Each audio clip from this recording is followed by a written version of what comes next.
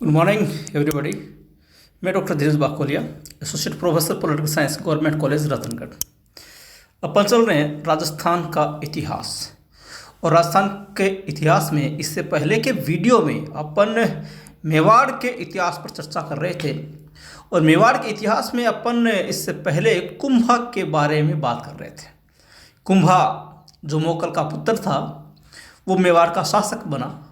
और कुंभा का जो शासनकाल है वो मेवाड़ के इतिहास में स्वर्ण काल के नाम से जाना जाता है, विशेष रूप से स्थापत्य कला का स्वर्ण काल।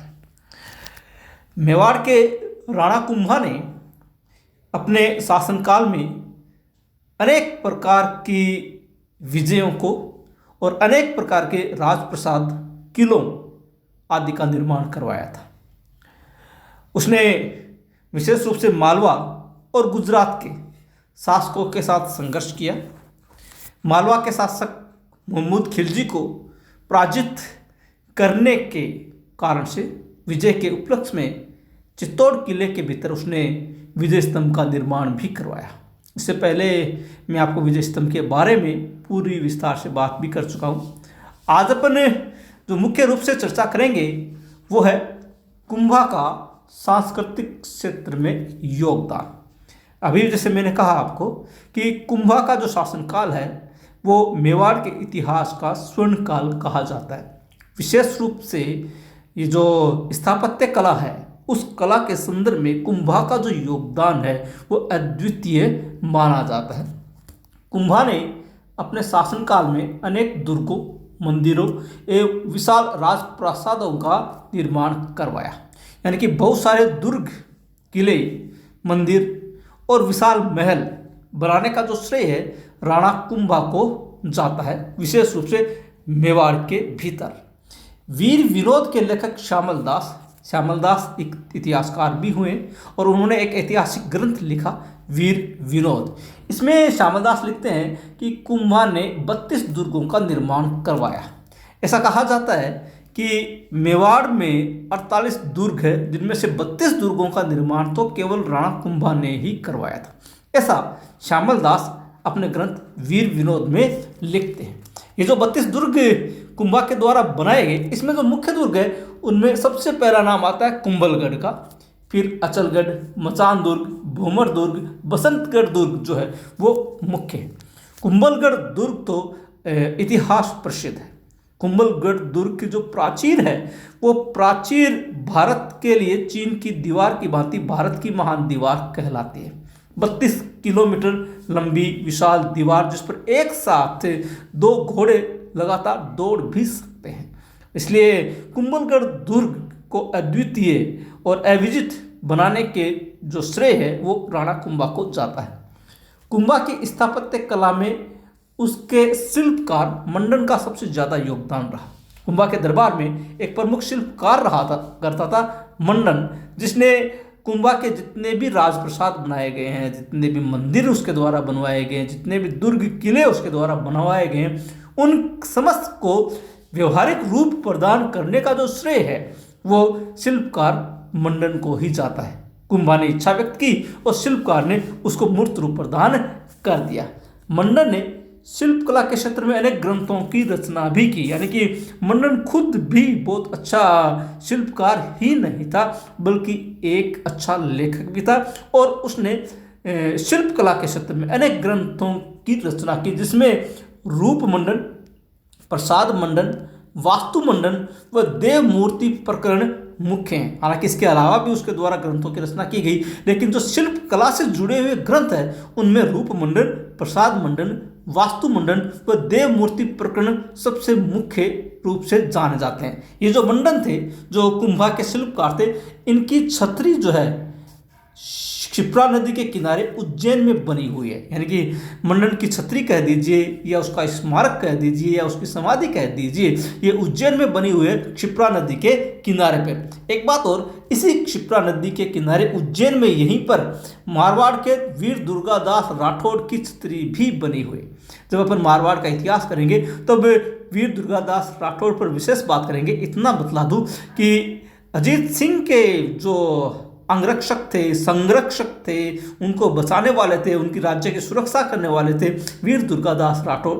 अजीत सिंह ने ही मनमुटाव के कारण से उनको मारवाड़ से निष्कासित कर दिया। उसके पश्चात पहले वो मेवाड़ गए और मेवाड़ के उपरांत वो उज्जैन चले गए, जहाँ पर क्षिप्रा नदी के किनारे ही उनका देहांत हुआ था और वहीं पर वीर दुर्गादास राठौड़ की छतरी बनी हुई है। यानी कि मंडन की और वीर दुर्गादास राठौड़ दोनों की छतरी एक ही स्थान पर क्षिप्रा नदी के किनारे बनी हुई।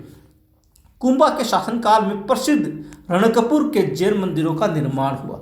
रणकपुर जो पाली जिले में पड़ता है, मेवाड़ के यानी कि उदयपुर से थोड़ी ही दूरी पर स्थित है। उनमें जो प्रसिद्ध रणकपुर के जैन मंदिर है उनका निर्माण भी कुंभा के शासनकाल में हुआ। इनका जो निर्माण है कुंभा के मंत्री सेठ धनकशाह द्वारा किया गया और इसके वास्तुकार देपाक थे। यानी कि रणकपुर जैन मंदिर के निर्माता कुंभा का मंत्री सेठ धनकशाह और उसका जो वास्तुकार था वो देपाक नामक वास्तुकार था, जिसने इसको मूर्त रूप प्रदान किया था। इसके अलावा कुंभा ने चित्तौड़ दुर्ग में विष्णु को समर्पित कुंभ श्याम का मंदिर भी बनवाया। आज भी अपन कुंभ श्याम मंदिर चित्तौड़ दुर्ग के भीतर देख सकते हैं और ये जो दुर्ग है वो ये जो मंदिर है ये विष्णु भगवान को समर्पित है। मैं आपको ये बतला दूं कि जो मेवाड़ के शासक थे वो अपने आप को एकलिंग जी का दीवान कहलाते थे, बतलाते थे और एकलिंग जी का मंदिर बप्पा रावल ने कैलाशपुरी नामक स्थान पर बनवाया था। और कुंभा विशेष रूप से विष्णु का भक्त था, इसलिए भगवान विष्णु को समर्पित कुंभ श्याम का मंदिर चित्तौड़ दुर्ग में उन्होंने बनवाया था। इसके अलावा अपनी पुत्री रमाबाई के विवाह स्थल के लिए श्रृंगार चौरी का निर्माण भी कुंभा ने करवाया। आज भी चित्तौड़ दुर्ग के भीतर श्रृंगार चौरी देखी जा सकती है जो कुंभा ने अपनी पुत्री रमाबाई के विवाह के लिए बनवाया था। इसके अलावा कुंभा स्वयं बहुत विद्वान व्यक्ति था। विद्वान होने के साथ साथ स्वयं कई ग्रंथों का ज्ञाता भी था और उसने कई ग्रंथ भी लिखे, कई ग्रंथों के ऊपर टीकाएं भी लिखी थी। कुंभा ने एकलिंग महात्म्य के प्रारंभिक भाग की रचना की। एकलिंग महात्म्य एक बहुत बड़ा ग्रंथ है जिसके प्रारंभिक भाग की रचना करने का श्रेय स्वयं कुंभा को जाता है। कुंभा ने इस ग्रंथ को लिखना शुरू किया, हालांकि वह इस ग्रंथ को समाप्त नहीं कर सका या पूर्ण नहीं कर सका। इस एकलिंग महात्म्य को एक और नाम से जाना जाता है राजवर्णन, यानी कि राजवर्णन के नाम से भी हम एकलिंग महात्म्य जैसे महान ग्रंथ को जानते हैं जिसको कुंभा ने स्वयं लिखा था। और इस ग्रंथ को पूर्ण करने का श्रेय दिया जाता है कान्हा व्यास को, यानी कि कान्हा व्यास ने इस ग्रंथ को यानी कि एकलिंग महात्म्य या इसको जिसे राजवर्णन अपन कहते हैं इस ग्रंथ को पूर्ण किया था। इसके अलावा कीर्ति स्तंभ प्रशस्ति एक अन्य ग्रंथ है, कीर्ति स्तंभ प्रशस्ति, जो कीर्ति स्तंभ के ऊपर भी लिखी हुई है के लेखक अत्रि। मैं इससे पहले भी आपको बतला चुका हूँ पहले के वीडियो में कि कई जगह इसको अगी लिखा हुआ मिलेगा, कई जगह अत्रि लिखा हुआ मिलेगा, लेकिन वास्तविक नाम अत्रि है। चाहे आप अत्रि पढ़ें चाहे अगी पढ़ें, आप कंफ्यूज ना हो, लेखक अत्रि है। लेखक अत्रि व महेश भी उसकी दरबार की शोभा बढ़ाते थे, यानी कि महाराणा कुंभा के दरबार में कीर्ति स्तंभ प्रशस्ति के ख्यात नाम लेखक अत्रि और महेश भी उसके दरबार में विराजते थे। कुंभा ने अपने जीवन काल में एक विस्तृत व श्रेष्ठ ग्रंथ की रचना की जिसे संगीत राज के नाम से जानते हैं। एक बहुत संगीत के ऊपर एक बहुत ही बड़ा विस्तृत ग्रंथ लिखने का श्रेय स्वयं कुंभा को दिया जाता। कुंभा ने स्वयं अपने जीवन काल में इस विस्तृत ग्रंथ की रचना की थी। इसके अलावा संगीत राज के अलावा भी उसने संगीत मीमांसा, राजवर्णन, सूड प्रबंध और रसिक प्रिया पर टीकाएं भी लिखी थी। इसके अलावा ये अन्य चीजें भी, अन्य ग्रंथ भी उसके द्वारा लिखे गए हैं। कुंभा ने कुंभ श्याम मंदिर, आदि वराह मंदिर, श्रृंगार गौर मंदिर, मीरा मंदिर, कुंभलगढ़ दुर्ग के भीतर कुंभ स्वामी मंदिर आदि मंदिरों का निर्माण भी उसने करवाया था। यानी कि कुंभा बहुत बड़ा स्थापत्य कला का जनक था और इस कारण से न केवल किलों का निर्माण बल्कि महलों का और मंदिरों का निर्माण भी कुंभा के द्वारा करवाया गया। मुख्य मंदिर जो कुंभा ने बनाए थे वो कुंभ श्याम मंदिर, आदि वराह मंदिर, श्रृंगार गौर मंदिर, मीरा मंदिर, कुंभलगढ़ दुर्ग के भीतर कुंभ स्वामी मंदिर बनवाए। ये जो ऊपर के मंदिर मैंने बताया, जैसे कुंभ श्याम मंदिर, आदि वरा मंदिर, श्रृंगार गौर मंदिर या मीरा मंदिर, ये सारे के सारे मंदिर चित्तौड़ दुर्ग में स्थित है, जबकि कुंभ स्वामी मंदिर जो है वो कुंभलगढ़ दुर्ग के भीतर स्थित है। थोड़ा सा अंतर करने की आवश्यकता है। बाकी मंदिर चित्तौड़ दुर्ग में और कुंभ स्वामी मंदिर कुंभलगढ़ दुर्ग में। और इसी कुंभलगढ़ दुर्ग के भीतर अपने पुत्र उदा द्वारा 1468 ईस्वी में कुंभा की हत्या कर दी गई थी। और उदा ने 1468 ईस्वी में कुंभा की हत्या करके मेवाड़ की बागडोर या मेवाड़ का शासन अपने हाथ में लिया था। इस प्रकार से इस महान शासक की, जो स्थापत्य कला का जनक भी था और इतना बड़ा ख्याति प्राप्त लेखक और विद्वान भी था, उसकी हत्या उसके पुत्र उदा के द्वारा की गई और उसके शासन का अंत हो गया। ये जो घटना है, जिस घटना से पुत्र उदा ने कुंभा की हत्या की थी, यह घटना मेवाड़ के लिए पितृहंता व मेवाड़ का प्रथम कलंक कही जाती है। मेवाड़ के लिए पितृहंता व मेवाड़ का प्रथम कलंक उदा द्वारा कुंभा की हत्या करना रहा है। इससे पहले महाराणा कुंभा से पहले किसी भी पुत्र के द्वारा अपने पिता की हत्या करके राजगद्दी प्राप्त करने के प्रयास कभी नहीं किए गए, लेकिन राणा कुंभा की हत्या उदा के द्वारा, पुत्र उदा के द्वारा करने से यह घटना मेवाड़ के लिए पितृहंता कहलाई और मेवाड़ के लिए प्रथम कलंक कहलाई। आंवल भांवल की संधि, यह संधि राजपूताने की एक ऐतिहासिक संधि कही जाती है। इस संधि से मेवाड़ मारवाड़ के मित्रतापूर्ण संबंध स्थापित हुए थे। मैं आपको बता दूं कि इससे पहले मेवाड़ और मारवाड़ के बीच शत्रुतापूर्ण संबंध स्थापित हो गए थे। पुनः एक बार दृष्टिपात करते हैं पहले की घटना के ऊपर कि जब राणा लाखा मेवाड़ के शासक हुआ करते थे, तब मारवाड़ के शासक राव चूड़ा ने अपनी पुत्री हंसाबाई का विवाह का प्रस्ताव राणा लाखा के पुत्र राव चूड़ा के लिए भेजा था, लेकिन हंसी मजाक में ही ये बात राणा लाखा के मुंह से निकल गई कि वृद्ध व्यक्तियों के लिए, बुढ़ों के लिए अब कौन से रिश्ते आएंगे। इस पर जो हंसाबाई का भाई था रणमल, उसने इस शर्त पर हंसाबाई का विवाह राणा लाखा से करना चाहा कि यदि राणा लाखा और हंसाबाई से पुत्र मेवाड़ का उत्तराधिकारी हो तो वह हंसाबाई का विवाह लाखा से कर सकता है। हालांकि कुंवर चूड़ा राणा लाखा का ज्येष्ठ पुत्र था और उत्तराधिकारी के रूप में उसी को ही राजगद्दी प्राप्त होनी थी, लेकिन जब यह बात आई तो राव चूड़ा ने भीष्म प्रतिज्ञा की कि वो स्वयं राज्य का त्याग करेगा और राणा लाखा और हंसाबाई का जो भी पुत्र होगा वही मेवाड़ का उत्तराधिकारी बनेगा। आखिरकार इनका पुत्र मोकल मेवाड़ का उत्तराधिकारी बना और राव चूड़ा यहाँ से निकल कर मांडू चले जाते हैं। फिर इसी दौरान जो हंसाबाई का भाई था रणमल, उसने मेवाड़ में एक दो हत्याएं कर दी और भागकर मारवाड़ में जाकर छिप गया।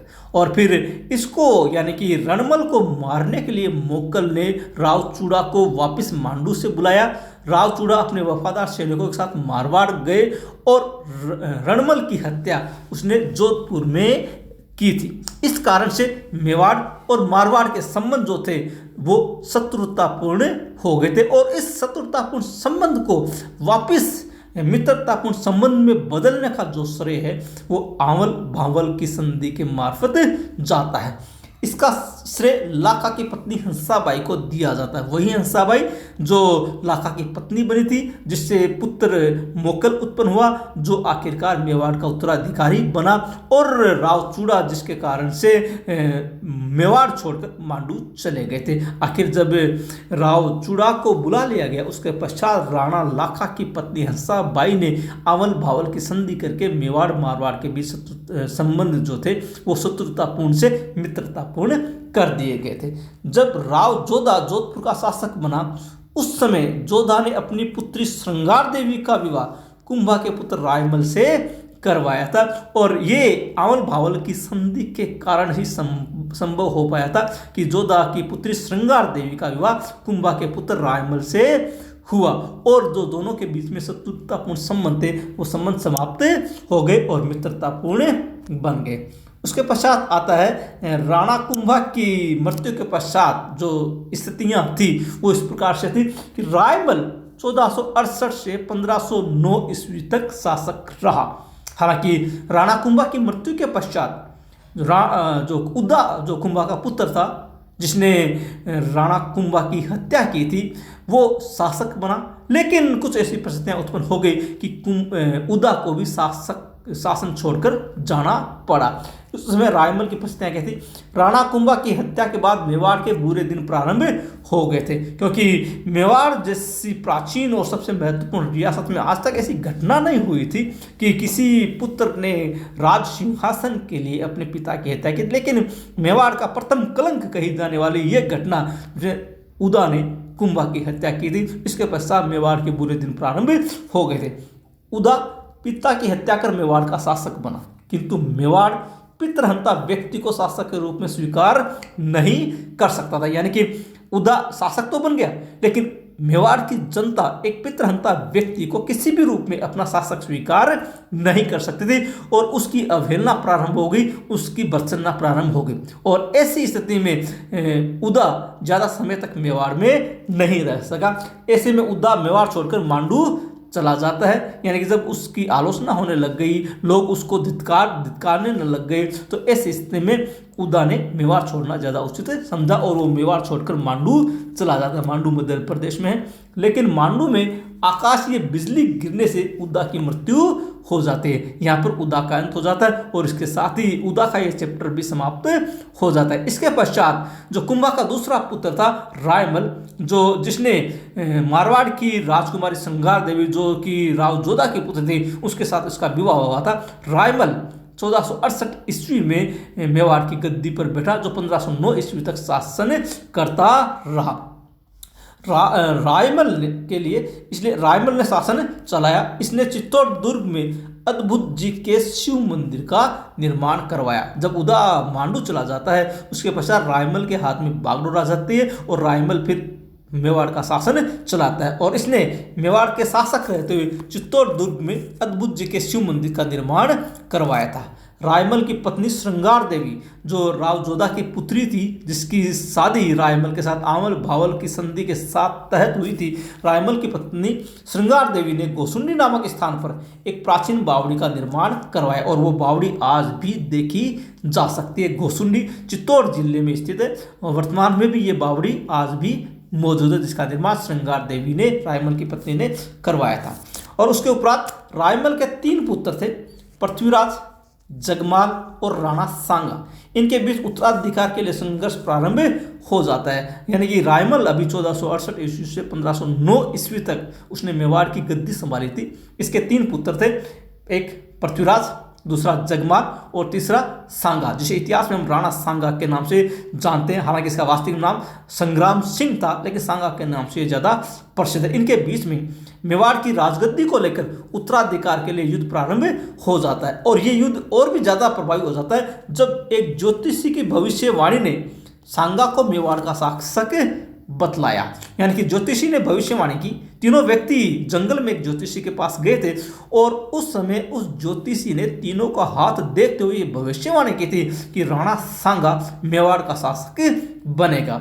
और इसी कारण से जगमाल और पृथ्वीराज ने राणा सांगा को उसी समय उसी जंगल में मारना चाहता, क्योंकि वो ये नहीं चाहते थे कि राणा सांगा मेवाड़ का उत्तराधिकारी बने या उसका शासक बने। और वहीं पर उसी जंगल में सांगा को जान बचाने के लिए भागना पड़ा और उसने आखिरकार मेवाड़ छोड़ दिया। राणा सांगा जान बचाकर मेवाड़ छोड़कर अजमेर में करमचंद पंवार के पास शरण लेते। करमचंद पंवार अजमेर में एक जागीरदार थे, एक ठाकुर थे, ठिकानेदार थे। उनके यहाँ पर जाकर आखिरकार राणा सांगा ने या संग्राम सिंह ने वहाँ जाकर करमचंद पंवार के पास अजमेर में जाकर शरण ली थी, जब जगमाल और पृथ्वीराज दोनों ही सांगा को मारना चाहते थे। और इधर जब सांगा अजमेर चले गए तब इस तरफ मेवाड़ में कुछ और ही घटनाएं घटित हो रही थी। जगमाल की हत्या ईडर राज्य में कर दी गई। ईडर एक छोटा सा ठिकाना था मेवाड़ के भीतर, वहाँ पर जगमाल जो कि रायमल का पुत्र था उसकी हत्या कर दी गई और कुंवर पृथ्वीराज को बहनोई ने मौत के घाट उतार दिया, यानी कि कुंवर पृथ्वीराज भी अपने बहनोई के हाथों मारा गया। इसलिए रायमल के जो 3 पुत्र थे क्रमशः जगमाल, पृथ्वीराज और राणा सांगा, इनमें जगमाल और पृथ्वीराज दोनों की या तो हत्या कर दी गई या दोनों इस दुनिया से चले गए। अब बच गया एकमात्र मेवाड़ राणा सांगा। और कुंवर पृथ्वीराज को अपनी तेज धावक क्षमता के कारण उड़ता राजकुमार भी कहा जाता है। आज भी ये उसकी उपाधि है, आज भी उसके लिए विरुद्ध प्रयोग में लाया जाता है उड़ता राजकुमार। वो इसका कारण ये था कि पृथ्वीराज बहुत तेज गति से घोड़ा दौड़ा था, बहुत तेज धावक था और इसी कारण से इसको उड़ता राजकुमार कहा गया। कुंवर पृथ्वीराज ने अपनी पत्नी तारा के नाम पर अजमेर में गढ़ बीठली नामक पहाड़ी पर तारागढ़ दुर्ग का निर्माण करवाया।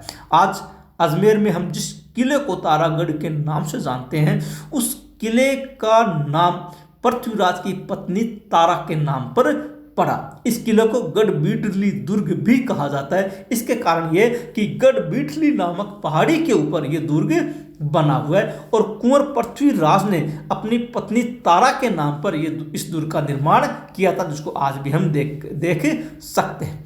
उड़ता राजकुमार यानी कि पृथ्वीराज की छतरी कुंभलगढ़ दुर्ग में स्थित है।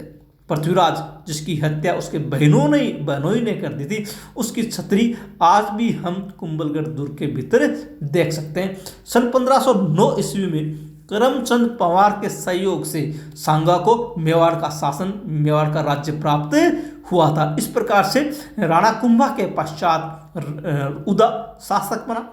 उदा के पश्चात, चूंकि उदा आखिरकार मेवाड़ छोड़कर चला गया था, उसके पश्चात रायमल के हाथ में बागडोर आई। रायमल ने 1468 से 1509 ईस्वी तक शासन किया था और फिर इसी दौरान जब रायमल जीवित था, तीनों पुत्रों जगमाल, पृथ्वीराज और राणा सांगा के बीच में उत्तराधिकार को लेकर संघर्ष प्रारंभ हो गया और जगमाल और पृथ्वीराज इन दोनों की मृत्यु हो जाती है, इनकी दोनों की हत्या कर दी जाती है और फिर बचता है अकेला राणा सांगा, जो आखिरकार 1509 ईस्वी में करमचंद पंवार के सहयोग से मेवाड़ का शासक बनता है। अगले वीडियो में अपन राणा सांगा के बारे में चर्चा करेंगे। आज के वीडियो में इतना ही। आशा आपको ये वीडियो पसंद आया होगा और कोई कंफ्यूजन हो, कोई बात समझ में नहीं आई हो तो आप कमेंट बॉक्स में जाकर लिखें और अगर चैनल को सब्सक्राइब नहीं किया है तो मेरा निवेदन आप चैनल को सब्सक्राइब अवश्य करें। थैंक यू, धन्यवाद। मिलते हैं अगले वीडियो में।